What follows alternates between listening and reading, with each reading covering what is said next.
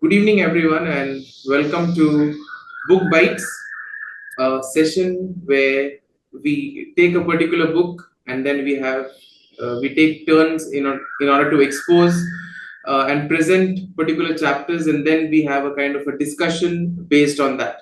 So today we have Dr. Patrick with us, who will give an introduction of the book Wise Animal by Bob Chatfield, and also will expose chapters 1 and 2 in the process.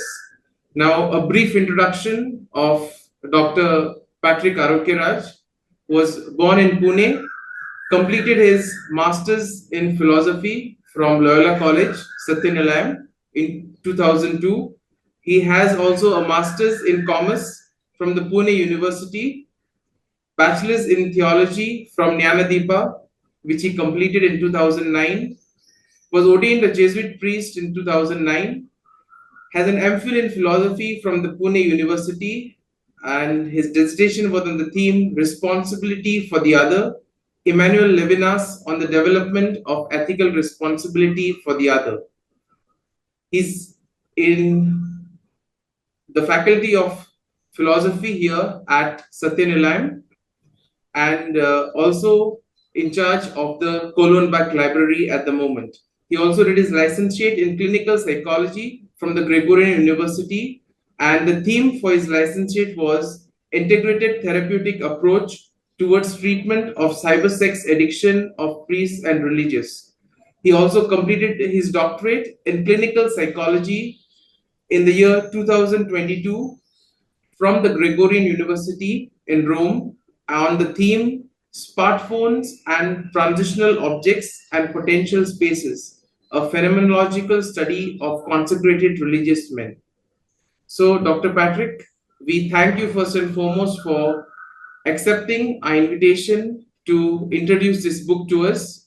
And now over to you. So, the dynamics of this forum will be as follows. So, we'll have the exposition for around 25 to 30 minutes, and then the floor is open for discussions, for sharing opinions, clarifications, etc. Over to you, Dr. Patrick. Thank you very much, Lindsay, Assistant Director of SNRI, dear Father, dear Valley, the Director of SNRI, and all my dear friends. It's a great opportunity to be with you all and share with you all something about a book which I liked, and therefore I was the first one when Lindsay suggested to any book to be mentioned. I was very happy to share about this book, Wise Animal by Bob Chatfield, because it's a very interesting book because it goes into the idea of technology and evolution, and therefore it gives us a deep insight into these areas. So let me begin with the, not instead of wasting time on the book, what is the book about? So the book title is Wise Animals, How Technology Has Made Us What We Are. Now, this is the photo of Bob Chatfield. Just to go to his, he was born in 1980. He's a British author, broadcaster, and a tech philosopher. He has also a lot of videos on also in this on YouTube, and he's written a lot of books on digital culture, especially also on gaming, the impact of gaming and how it helps in human evolution. This Wise Animal book was published this year in February 2024. So it's a recent book, and it will be good to get some insights from this book. The one feature of this book is it's a researched book. So it is not only just a narration of the author, but he also has biographical, sorry, not biographical, but he has the notations. So he has notation references which are given, which will be very helpful for you later on, even to search and see from where he is getting these sources.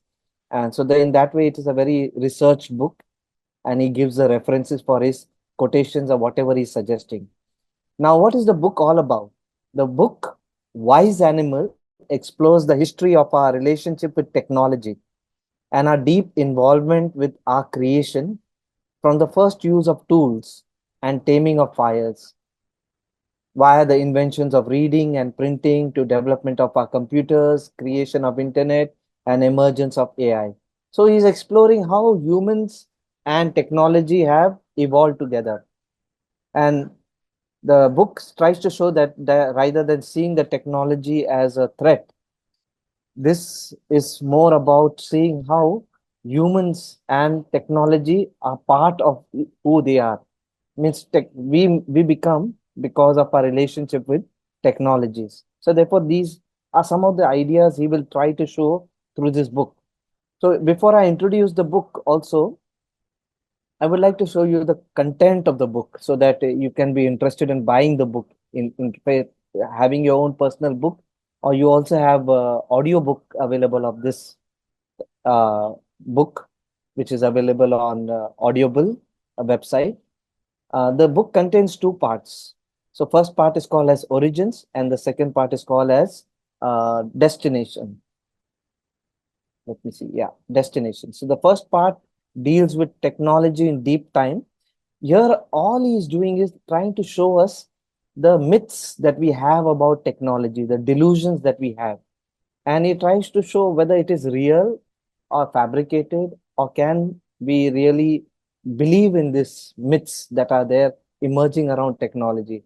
How do we do it? By looking at technology not only now with the iPhone, but going back even to the evolutionary part, beginning when technology began, when tools began, how our relationship with tools was, how it changed us, how things happen. So therefore, he's trying to show that. So the first chapter is going to be on delusion of inevitability. The second one is on delusion of mastery. Here I will show about his theory about whether humans are really master of things. And then there is a third chapter on love and learning. He speaks about whether evolution, we are the only, is there a brutality in evolution or there is love? And what is technology all about? Technology is not about brutality, but it's also about love. So that all that aspect. Extended mind is a very excellent chapter.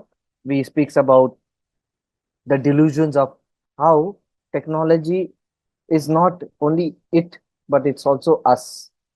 And then consciousness control, how technology invents itself. These are some of the part one. The part two deals with values and assumptions. Delusion of neutrality, is technology a neutral? Because he speaks about how the relation with the technology always already makes us we cannot be neutral. Like if I have a gun in my hand, it already makes me the way I relate with the world outside.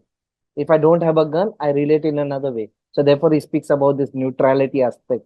Then myth and wish fulfillment, the delusion of magical thinking, how sophistication in technology makes us think that everything is magical. And then the anthropomorphic delusion that maybe AIs will become human beings, all these ideas about super intelligence, the delusion of divine data, that everything is going to be data. Is it true or false? So he's dealing with all these aspects and asking us questions, philosophical questions. So these is a very interesting aspect of these books. Death and life also deals with about the future of technology. Can we really transhumanism? Speaking about, can we really upload ourselves on the future networks, on singularity, and all those issues that he's speaking about. Okay, so that was the what you call the content of the book. Now I would like to begin with the introduction, just to give you some idea what he wants to speak about, and then I'll come to the two chapters that are there. The chapters are very interesting because it makes you think a lot, and I am very happy to share it because it's part of what I'm teaching at the moment, philosophy of human person. So it's very interesting to see it from that line. The introduction chapter, he begins with the quote saying that we shape our tools and therefore our tools shape us. Now, this is a quote which is attributed to Marshall McLuhan, but actually it's the priest who was his friend, priest friend, who gives this quote to Marshall McLuhan, the great media theorist. And he says that actually it's true that our relationship with technology is like a dance. And therefore, when we want to understand technology, first we need to understand the history of our own technology evolution. Don't just say, okay, technology means iPhone, technology means computers. No, let's look at technology from the evolutionary point of view. Where does technology begin? And then it also, he's trying to say, resist the degeneration of human agency in face of creation scales and significance. That means, no, don't become just like saying that, oh, now technology will take over. Humans have a lot of say in what technology will be in the future. So he says, begin with these ideas and then proceed with it. So today, I would like to share with you something about the chapter one, which is called as Technology in Deep Time and the Delusion of Inevitability. Now, it's a very interesting idea that very often we think that now technology is going to lead us and we are not going to, means our human race is going to be determined by technology. That means there is not going to be anything else but directly technology is going to take over us. But he tries to ask this question by going back to evolution. And therefore, he says, we can't be sure. He begins by showing, first of all, where did the evolution happen about technology? He says, okay, let's go back to 3 million years ago. Our ancestors, maybe 4 million years ago, we had the Australopithecus, that is the first genus that comes out of the apes and the monkey brand. And they were our distant relatives. And even before that, they were already in animals, we can see that they were using tools. And you can see this monkey using tool. They were already known, like whales make use of tools, dolphins make use of tools. So tools are being used by animals, like monkey using a stick to take out ants from the ant hill and easily take it and lick it. So tools have been used a lot. But what makes us so special? What makes us so special is humans, however, have turned this craft of making tools into a shared body of knowledge and practice. That means they have been able to make and share this tool knowledge. Animals also use tools, but their tool making thing has only been stuck with the same thing. If you see for the monkeys, they have been using the same tool for putting in and taking out and licking the ants that are coming on the stick. But we learn to craft our knowledge, our practices. And therefore, because of this sharing of knowledge, we have been able to cook food, smelt metal, generate power, gravity, systems of levers, pulleys, all these things, because we could build our technology. So therefore, it is through the process of recursive iteration of technology, tools become technology, and this technology is world altering force. So therefore, by sharing, by knowing about these practices, the tools become technologies. Now, the author begins by asking, the question that we are looking at is our human race now destined by only technology, or do we have a say in technology? So first he wants to show that there has been a wrong picture of technology. The picture of technology has been in the history books has been every time a lineage of greatest hits, like inventors creating new technologies, like compass, the clock, the printing press, the light bulb, the iPhone. So therefore, we have looking at history from the point of view of new inventions. But he tries to show that all technology, whatever it is a shared body of knowledge and practices which humans have harnessed through our environment. So every technology is not something which comes out of the blue.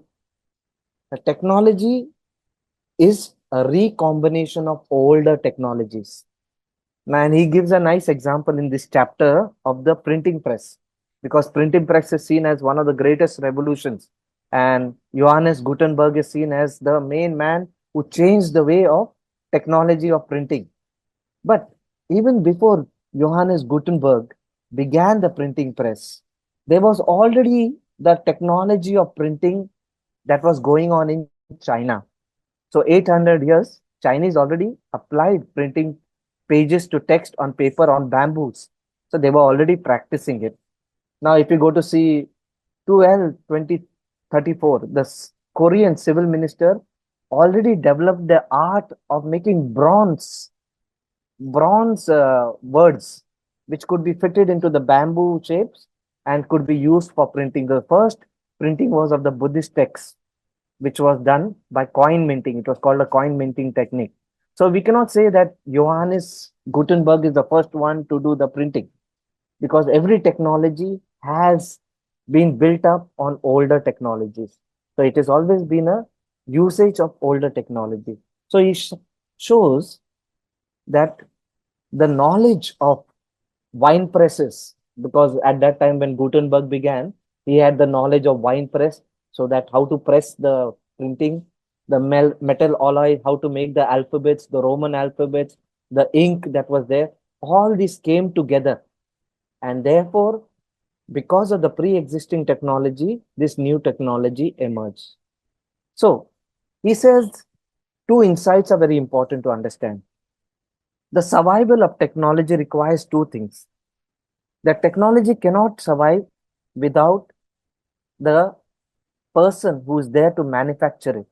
The ongoing existence of a species capable of manufacturing. And then there's another requirement of technology, that is the basic need of tech is to need to be needed to fulfill human purpose.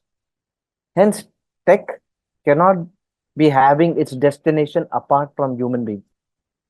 The mythology was what he's trying to debunk is that technology has its own destination and it's going to lead us inevitably. No, technology and human beings are part of each other.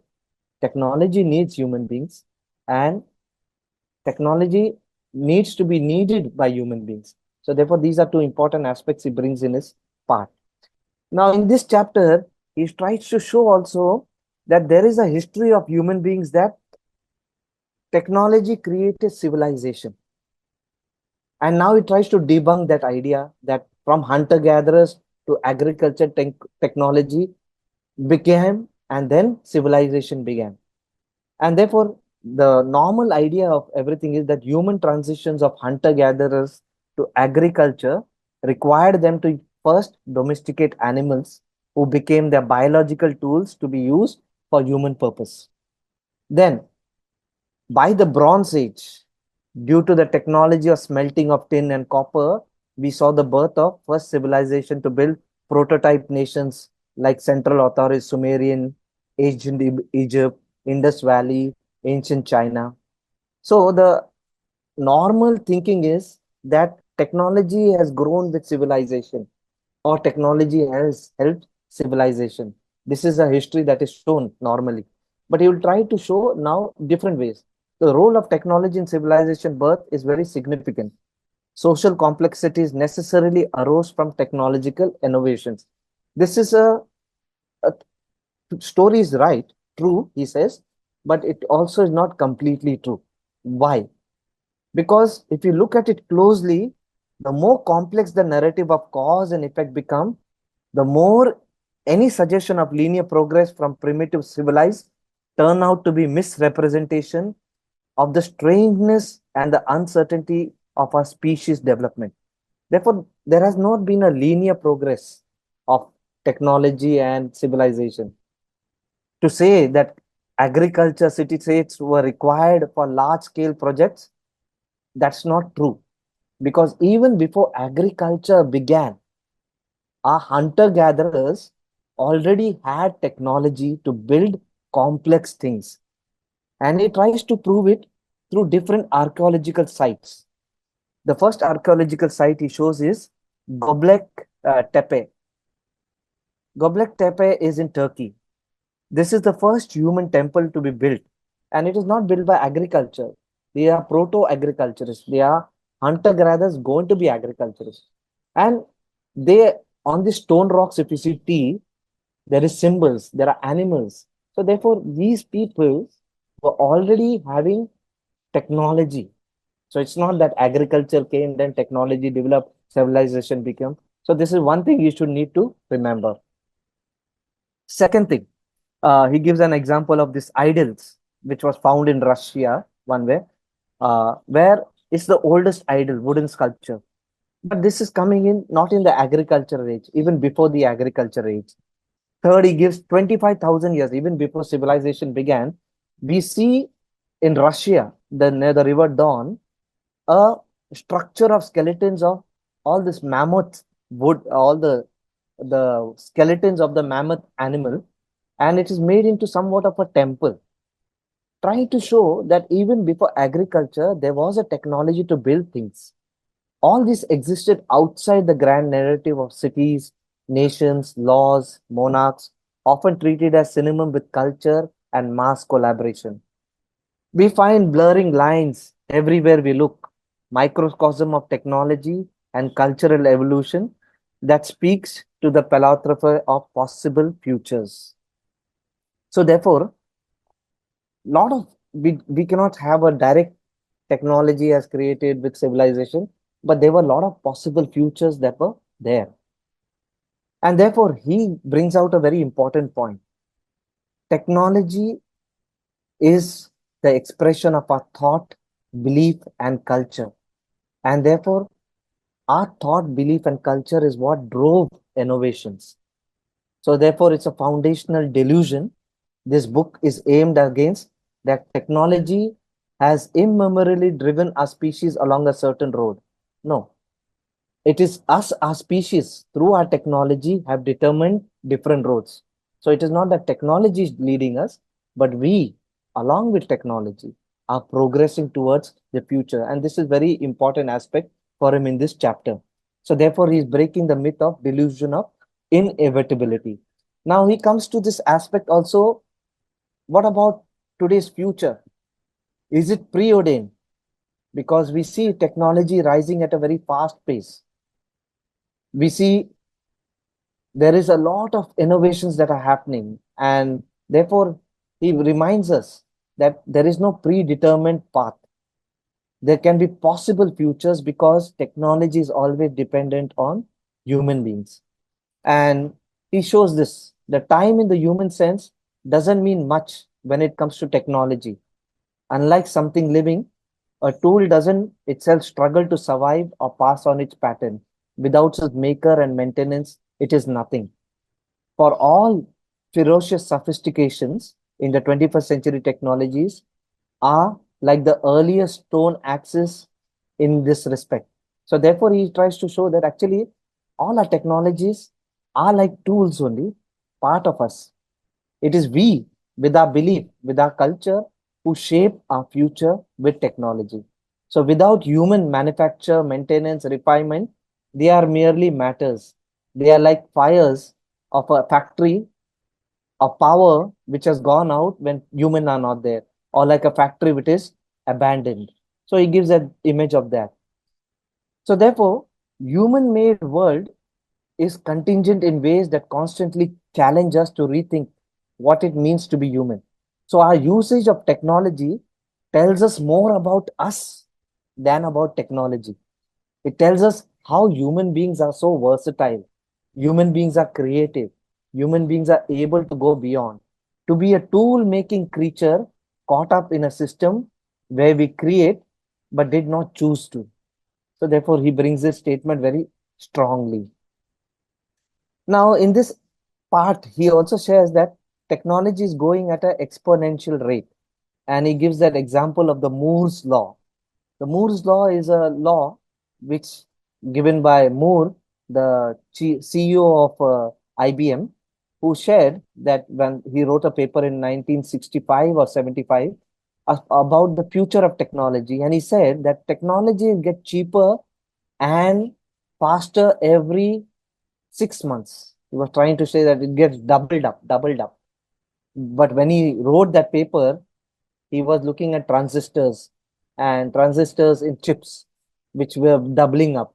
But now, in this 50 years that has passed by, the same transistor chip, which used to have first a transistor used to have five, six in 1965, today the same small transistor can have 1 billion, 2 billion capacitors in one small chip. So therefore, see the rate of technology that is going. So sometimes because the rate of technology is going, there are people like Ray Kurzweil, who is a great transhumanist, or who believes in the future of technology, who start saying that now onwards, because the things are getting very complex in life, the technology will take over time. Technology will take over human beings, because human beings will become slower and slower. So if I can see here the rate of how in 115 years, according to Moore's law, how things have gone further and further, from a small electrochemical to relay to vacuum tubes to transistors to integrated circuits, and how fast technology is going at the speed. But as the technology is going fast, our human adaptability is very slow. So some people like Ray Kurzweil comes and says that there will be a singularity moment when technology will tip over and it will start doing self-design, self-improvement, taking over, cutting humanity permanently out of the loop. And the author is very much careful in saying that this is not the future of ours. He wants to show us that we shouldn't take this literally. Why? Because we are able to embrace, only we can embrace technology because technology is part of us human beings. So therefore building a fantasy of escape from using technology from our biology doesn't make sense, because it's part of human technology, and human beings constantly evolve together. So there cannot be technology overseeding human beings. So the whole chapter deals with this inevitability of human beings or technology. The second chapter, so therefore the humanity's unique role is, it is our technology that bears witness to and sustains this uniqueness. It's a blessing and a curse, and we need to learn to work with our technology. Lindsay, can I go to the second chapter, or do you think we need to break in? Uh, I think we can go with the second, and then maybe Okay. we can No, leave the I last 15 minutes for discussion. yeah. So I'll just keep the second chapter. It's also the again the idea is about delusion of mastery. The first chapter was delusion of inevitability. The second chapter is that we the Homo sapiens, the only ones who are masters. And he begins with this famous painting that was done by uh, Rudolf Franz Zallinger of the ascent of man, trying to show how from the gorillas, from the apes, the human beings have come. And he's saying that this is a wrong way of looking at our human development. When we look from the past, always past becomes a story to make sense of the present. And therefore, we think that the Homo sapiens, the whole race of human beings was only to prepare Homo sapiens. But that is not the case. It could have been anything. It could have been different. It could have been Homo erectus. It could have been a Homo habilis. And therefore, it is not that Homo sapiens are the better species than all these things. Very often we think the Homo sapiens are the only species who are clever. But we were living with many other species who were also building up technology at that time. So mastery is not only by Homo sapiens, but it's also done by other species. So he's trying to bring in that idea through the evolution. So he shows us that evolution, the first evolution that happened was 8 million years ago, when the branch of our apes was bifurcated with the bipedal uh, apes, and that we can call them the first type, Australopithecus, which came 4 million years ago. So Homo sapiens, by the way, only comes at 3 lakh years ago. That means for 4 million years, we already had different species of human beings. That means species means Australopithecus was one genus.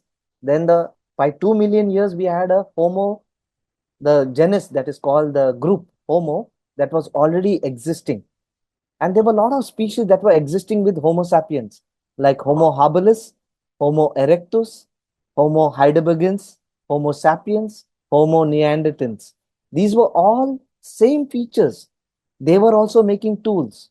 They were also part of the idea of imagination, creating technology. They were also sharing technology.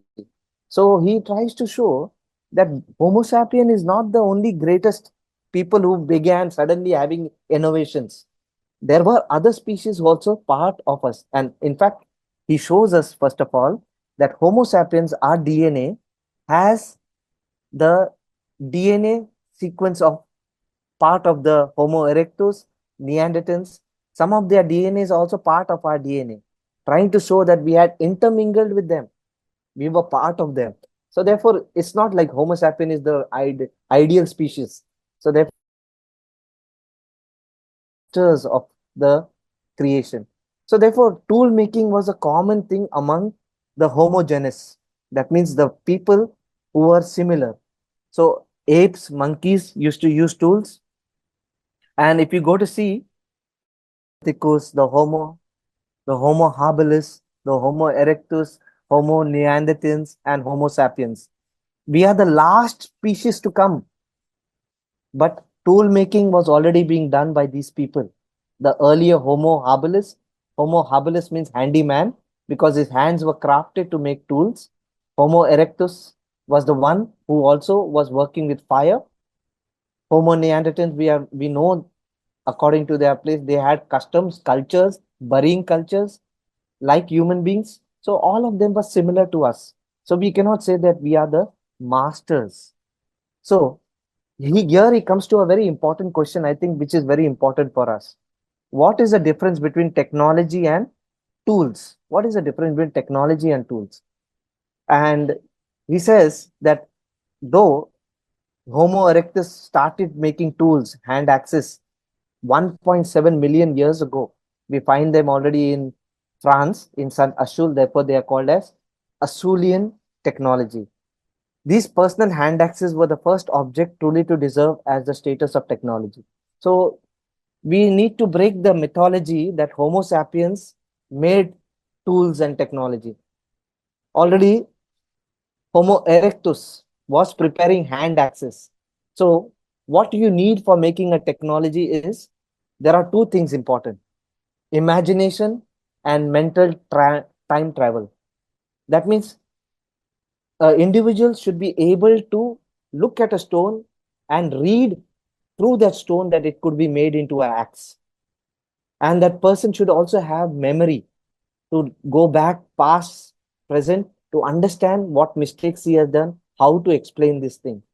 So it's not only Homo sapiens, but the Homo habilis, the Homo erectus, they too were creating technology of hand axes. And therefore, there are sites where there are hundreds of small workshops of preparing these hand axes which were there. So therefore, you can see that we are not the only species that we should be proud and say that we are the ones who learned technology.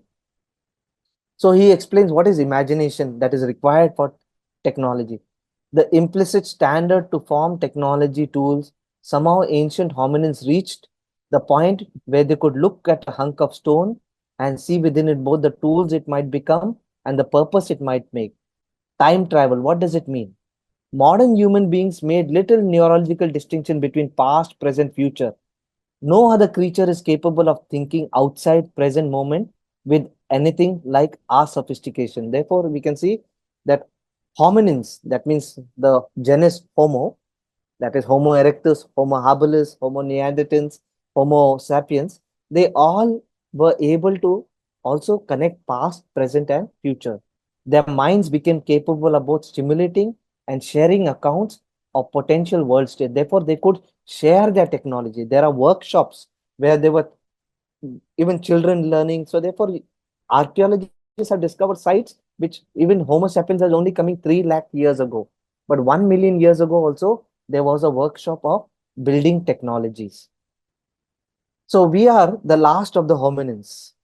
So he goes to the whole history of the evolution, trying to show that it is only in the 3 lakh years ago that we arrived on the scene. And we made the first migration from Africa only 1 lakh years ago. So we are a later species. Even before that, Homo erectus had already gone to different parts of Europe when the snow had melted. And therefore, our relationship with our cousins, other hominins, we call them, bipedal, they are the homogeneous. They have been a deep intersharing with them. These species were also smart, but also culturally and technologically accomplished. Indeed, perhaps the greater wonder is not much how they didn't survive as we did, for they were possessed many of the same talents and aptitudes like us. So therefore, we shouldn't consider ourselves, because when we see the DNA, our DNA now consists of the fragments of Neanderthal genome, the Denisovan DNA of Oceania and some parts of South Africa. So we have a mixture of all these ancestors also before the Homo sapiens with us. And then the last part he brings about fire, how fire became a great technology for our hominins. It's not only Homo sapiens, but how fire as a technology helped us to grow. Because fire helped us, first of all, to make a biological feedback. That means because of fire, we could change our structure of eating. We could have warmth because the whole world for 9 lakh years ago, it was only cold.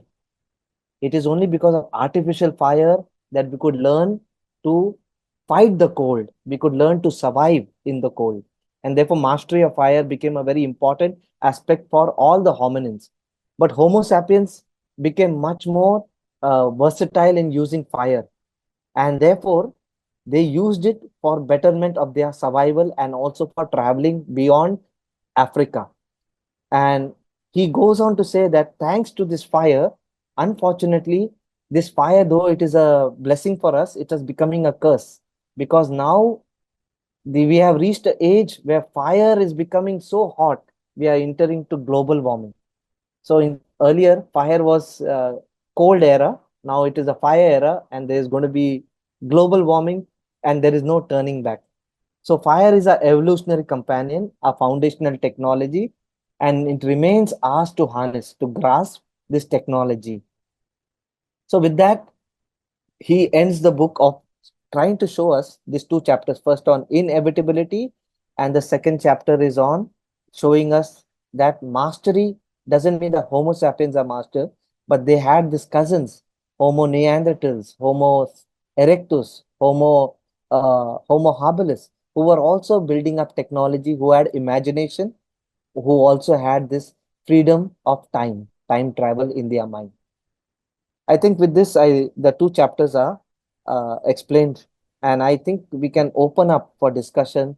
If you have any concepts to ask, or you would like to share something of your insights into this. Okay, so thank you, Dr. Patrick, for that wonderful presentation. So we now have roughly around 20 minutes with this, so we can have a bit of a discussion, or maybe if there are a few clarifications, or if you have some insights based on your reading, or based on what has been shared so far, you can put forth your opinions. Or you can type something also.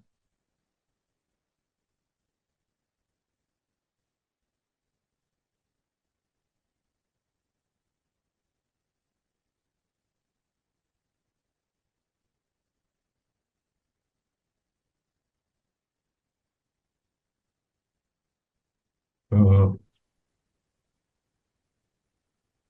Patrick, if I can just maybe in the meantime set the ball rolling in a way. One Right, of the Vincent. areas of interest to me, at least from the scientific point of view, is the role of memory in this whole process of evolution and ultimately connected to the soul, etc. But in terms of this progression of the Homo kind of genus and its relationship to technology, what in the author's perspective is the role that memory plays? I think you mentioned something in one of the slides, but Yeah. how integral is it? And it is because of memory, perhaps, that this species is able to come to technology, and the other animals, the chimpanzees and all, somewhere are not able to master it. So Your he thoughts? thank you, Vincent, for beginning the at least to set the ball in roll. And actually, he brings in these 2 points which are important. That first is to imagination, which is part of the homogeneous, the ancestors of ours who could imagine things, look into a rock, and looking into a rock, they don't see only a rock, but they can see what they want to create in the rock.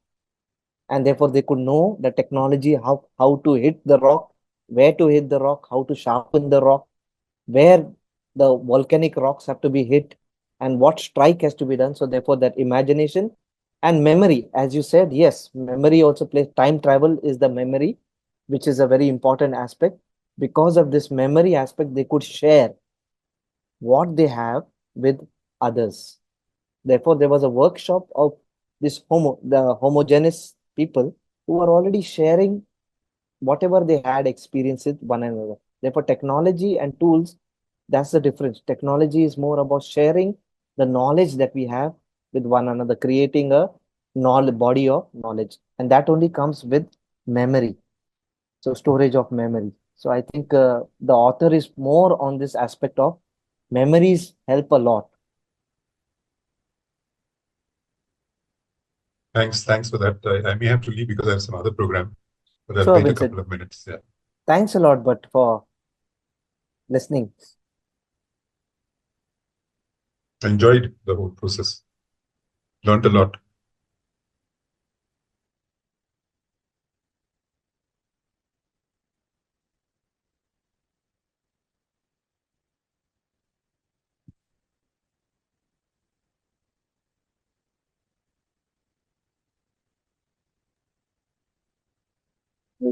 Patrick, Lindsay, could I ask a question? Sure.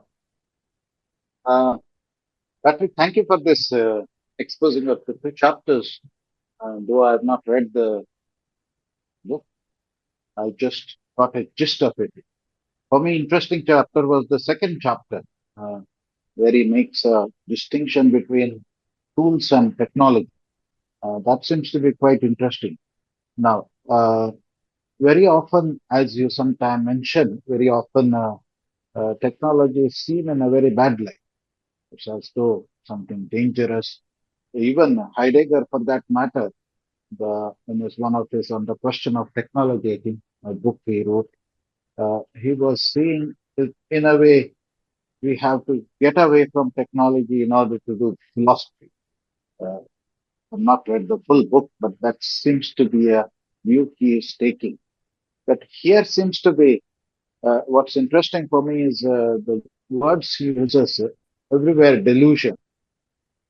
Every chapter is a delusion of this, delusion of that. From first chapter probably is a common one, delusion of mastery. The second chapter is uh, on Homo sapiens. Earlier, Vincent asked the question about memory. Now, is it that tools, of course, we are all clear, tools are just extension of our either hands or physical extension of eyes. What we have, this is a tool extension of our eyes. Similarly, when it comes to technology, it's, though we put it in a very large, as though it is one question is technology the sum of all tools?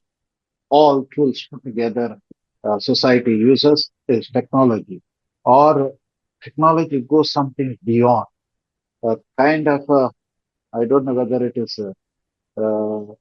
has a metaphysical basis, as you said, kind of it's not civilization that bringing technology, but they either go hand in hand, or technology itself that is perhaps physical and mental, and carrying the whole memory of a civilization moves forward.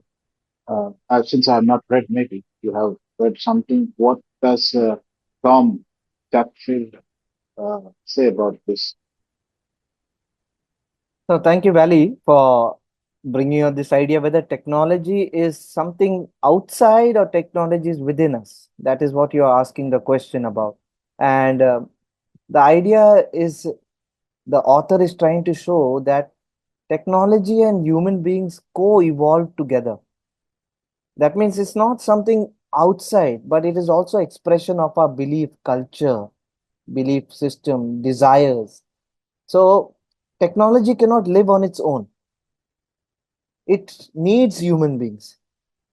And only with the experience of being of human beings who take care of it can technology grow. So therefore, the author is saying and trying to bring in that idea. He's trying to break that delusion. Why he's using the word delusion is trying to show that technology is not something independent, but it's something which is it's part of us human beings, who we are. So I like Heidegger, na, our relation with the world. And therefore, other chapters are going to bring in all that idea of how technology changes our way of relating with the world, extended mind. So there were all this chapter, or technology and death, how technology, death is something there, but it's also technology's one way of helping us to bear with death. Death is going to be there, but we have a delusion that will continue afterwards. It's not that. So therefore, all these ideas, he's not being pessimistic about technology, but he's trying to show the importance of human being and their history in the history of technology.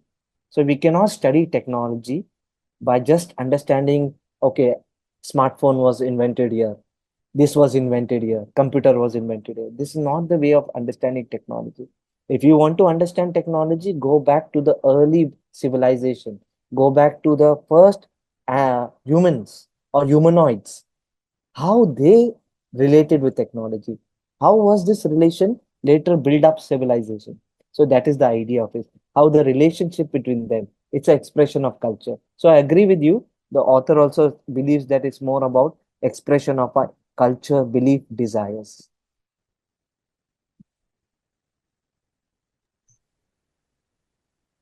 Hello, Dr. Patrick. Can you hear me? Yes, yes, I can hear you clearly. Okay.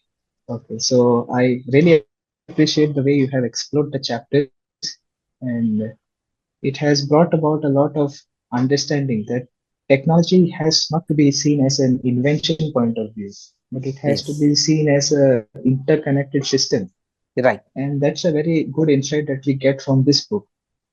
Now, my question, Yes, something that is evoking me is, see, when we talk about technology, it has this characteristic function of disburdening, meaning to say that it helps us to decrease our effort so that we can live a comfortable life.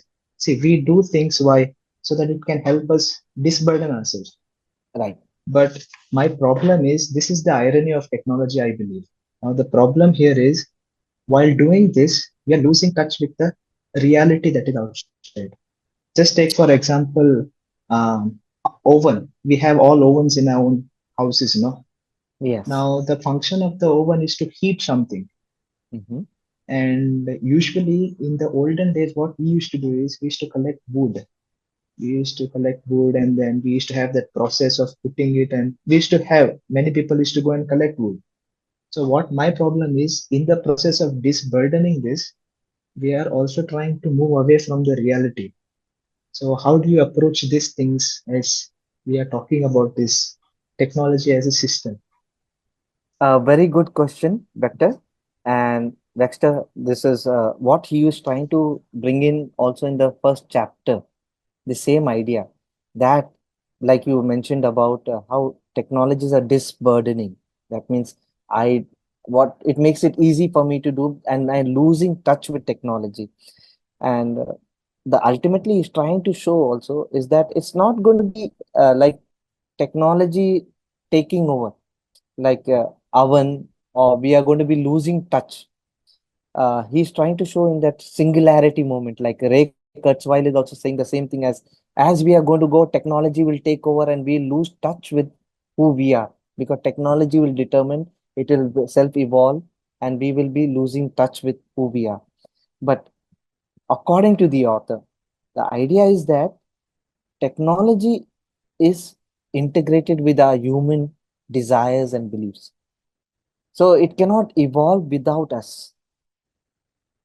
Now, you are asking a question which is very important, is that now, today's present moment, I find myself that technology is leading me away from getting in touch with reality. Like my smartphone is making me more virtual than real connection with friends.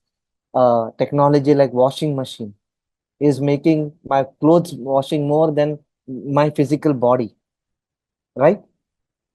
But we need to understand these are certain parts of technology. But if you say the whole technology as such, all everything in its all gambit, it it is to enhance us human beings, to extend our desires and beliefs.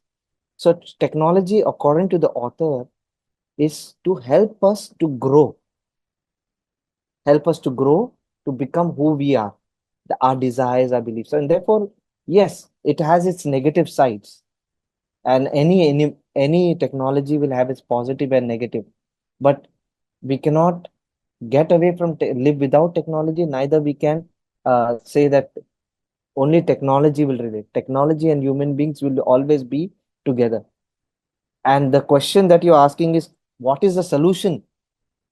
Do we need to always go with technology, or do we need to get rid of technology to be in touch with reality? It's a very difficult question to answer, because it requires we cannot go side by side. My stance will be, we need to daily interact with our technology and see how much it is making me more human, how much it is making me relate with my reality world, and how much is making me passive. So therefore, this is where, how do I take control? So that is more about personal decision making in that way. Yeah, thank you so much. I think we need to understand that technology is better understood when we are in a context. Right. Otherwise, if we are not in the context, then we lose that touch. So I believe it was a worthy discussion. So thank you very much for all your sharings. Thank you for the good question.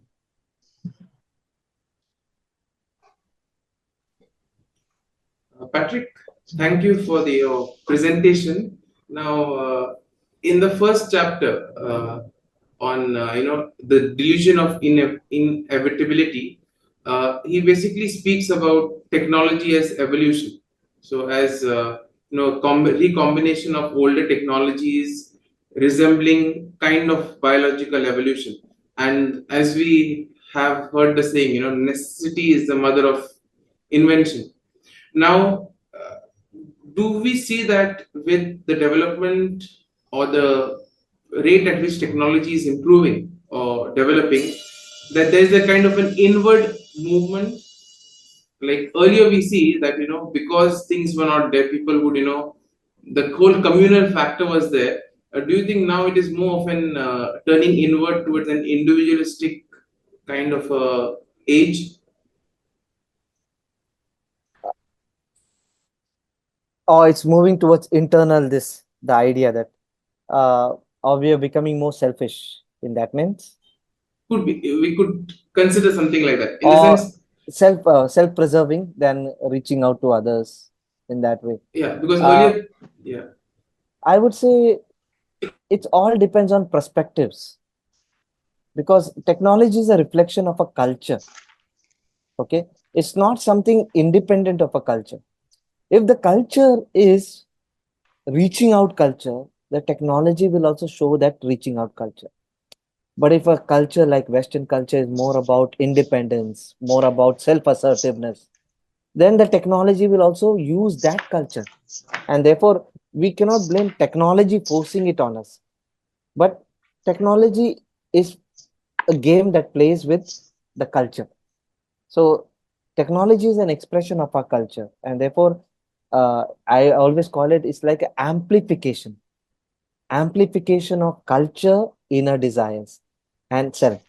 So if we human beings are becoming selfish, it's not because of technology, but it maybe our culture is becoming that way. And technology enhances it, amplifies it. That is the thing. yeah. Thank you, Patrick. Yeah, can I just ask one question? Yeah, Patrick, thank you for really giving us insight into this book. It was interesting presentation. I went to read the book. I just glanced through it. I just downloaded it and got it. I have a question, Patrick. Technology, insofar as it remains as a tool, it's very good. Like we need it naturally, like we grow with the technology. I think once upon a time we celebrated technology, the technological progress. But today, all this we discuss because probably we are afraid that technology is overtaking us. Yeah, I think that's a fear. Now, my question is there an addictive element already in technology ingrained into that, or is it our problem? One thing, especially for example, say like we get hooked to Facebook or we get to virtual world, and then we forget about the real world. Is there an addictive element one? And then the crux of the technology is controlled by a few. Like naturally, the masses are left out, and I think that's where also the problem begins. That when we say it is still under human control, whose control it is now? Like I think does the author also like address this question somewhere later in the chapters, or how do you feel it? Yeah. The author addresses these questions, Yeah. but it's a very interesting question. The first one was whether addictive elements in technology. Yeah. As I told Lindsay, I'm also telling that actually technology is just a reflection of who we are. Okay. And the addictive element is not the technology, but the one who creates the technology for profit. Okay. So technology is never neutral. That's where the one chapter is going to be on the neutrality of technology. And that's where this aspect will come in. So technology is never neutral. Whoever designs the technology designs it that you stick on the technology so that he gets paid for it. Okay. So technology by itself, only it's an expression of how it is going to be used by each one. So that's why the addictive element is because it's designed in such a way so that you get hooked on. Okay. Now, that second thing idea was about you were speaking is that is there anything you mentioned something on? See, there are a few, cream of the society which controls. Right. Yeah. So the masses are left out. Yeah. Right. So here I think you are very true about this. Yeah. This is a idea which the fear is that technology is only going to be controlled by the super rich and the poor are going to be wrecked out and all these things. But we are not talking about technology. We are only looking at electronic technology. Okay. But here the author is dealing in the book is basically our relation with not only electronic, but the whole way we relate with technology itself. So his definition of technology is not electronic, but artifacts of human culture. Okay, all types of artifacts. Yeah, all artifacts. Therefore, the cover has scissors. Cover has doesn't have only mobile. There is no mobile in that picture. So there are different things. So therefore, you need to see in that way. Thank you, Patrick. Yeah. Thanks a lot for asking that question. Thank you.